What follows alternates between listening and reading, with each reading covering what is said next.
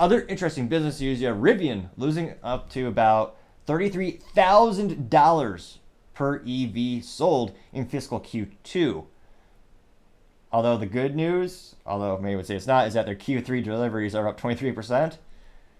So we're losing money, but we'll make it up in volume, which is kind of a business joke, but depending on how your business model works, it does make sense fiscally speaking, because with a greater volume of products that you make, traditionally the components costs go down per unit because you're negotiating with suppliers and the bigger bulk deal you buy. Traditionally, just like when you go to a Costco, another big box store, if you buy a bigger quantity, traditionally you get a cheaper cost per unit.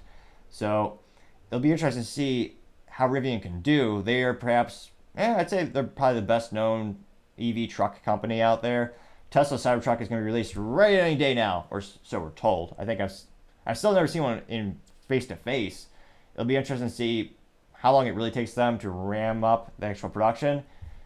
They're having a lot of issues when it comes to manufacturing because of the materials they want with the aluminum. But it'll be interesting to see if they can get that done. Nevertheless, in terms of Rivian, there are some issues, obviously. Losing $33,000 per EV. Well, they're literally burning through billions of their cash reserves. Just trying to create a market for the EV truck. Which, you have the Ford F-150 Lightning.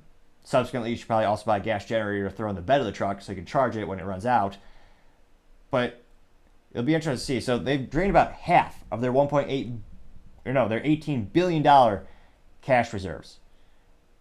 And it looks like on average their trucks cost around $25,000 more than the competitors.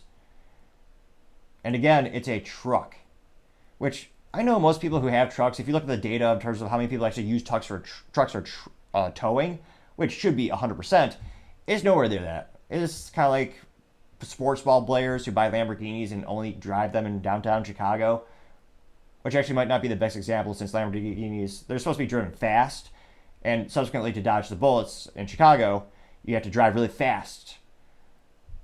Maybe. But in moderate seriousness, they usually don't take them to the track, they're not really pushing them to the limits.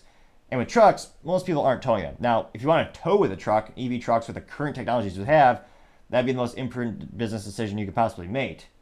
It's just, they don't work. Now, again, technology moves much, much more quickly than anything else in our lives. So we may very well have a new battery technology or new magical sauce that'll make EV trucks magically perfect overnight in terms of towing capacity.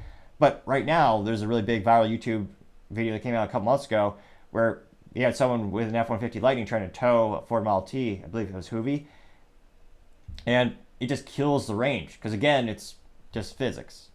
So it'll be interesting to see how they fix that issue.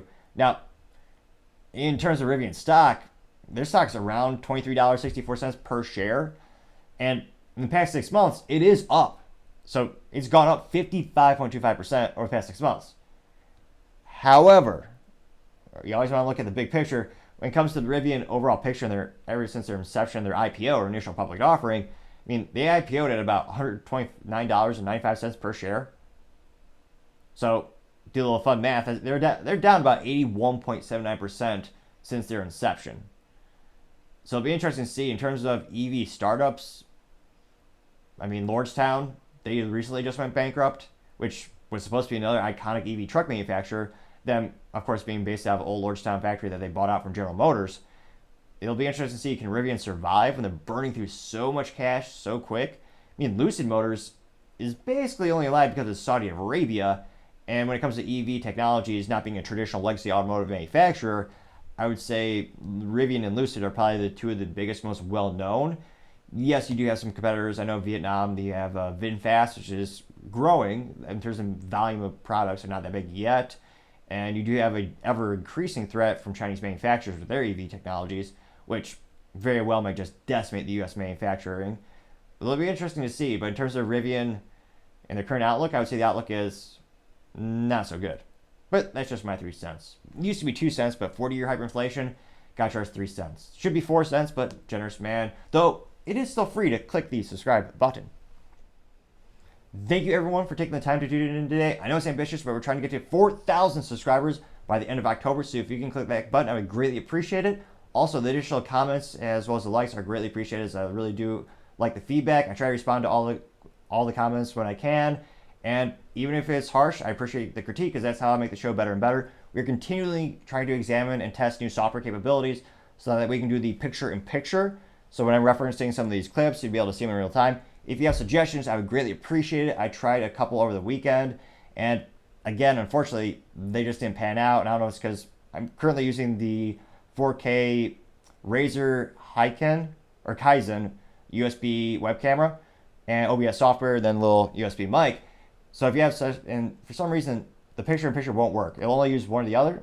So let me know if you have any suggestions. Really appreciate it because I do want to make the show better and better so we can all have a good time, so to say. Also, don't forget to take the time to tell your family, tell your friends, tell your coworkers, heck, tell your enemies, tell anyone and everyone. Just stay safe and fight the good fight.